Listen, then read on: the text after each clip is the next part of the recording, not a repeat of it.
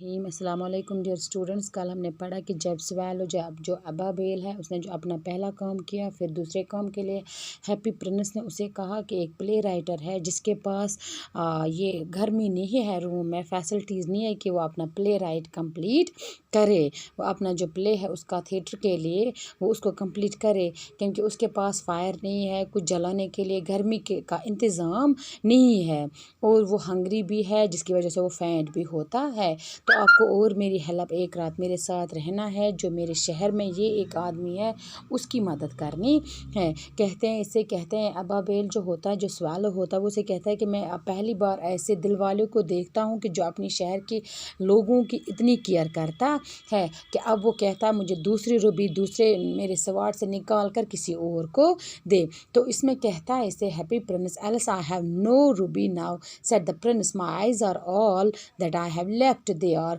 made of rare sapphires which were brought of India's 1,000 years ago. He ordered the swallow to pluck out one of them and take it to the playwright. He will sell it to the jeweler and buy firewood and finish his play, he said. Dear Prince, said the swallow, I cannot do that, and he began to weep. कहते हैं कि इसे कहता है happy Prince कि अब मेरे पास Ruby नहीं है, बल्कि जो मेरी आंखें हैं वो किस चीज़ की बनी है, जो सफ़ियर्स होते हैं। सफ़ियर्स किनको बोलते हैं? जो ब्लू ब्राइट का किस्म का एक प्रीशियस स्टोन होता है, उन्हीं की जो हैप्पी प्रिंस का स्टैचू था उसकी आंखें उसी चीज़ से सफ़ेद उस हीरे मोती की बनी हुई थी। अब इसे कहता है कि आप मेरे जो आंखें हैं उसको निकाल कर, क्योंकि वो उसकी आंखें किस चीज़ की बनी हुई थी? सफ़ेद की एक हीरे की बनी हुई थी।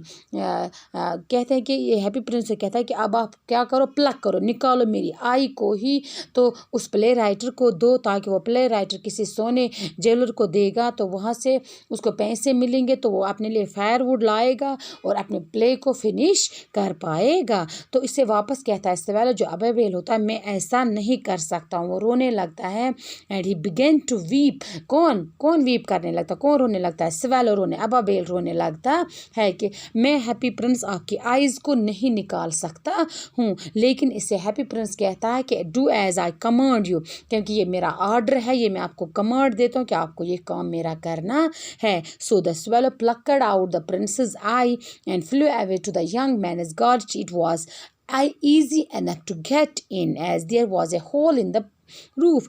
There this he darted and came into the room. The young man had his head buried in his hand, so he did not hear the flutter of the bird's wings, and when he looked up he found the beautiful sapphire lying on the withered vials. कहते हैं कि फिर swallow निकालता, plug करता है। ही plucked out the princess आई, क्या करता है वो फिर प्रिंस की जो आँख, एक आँख होता है वो निकालता है।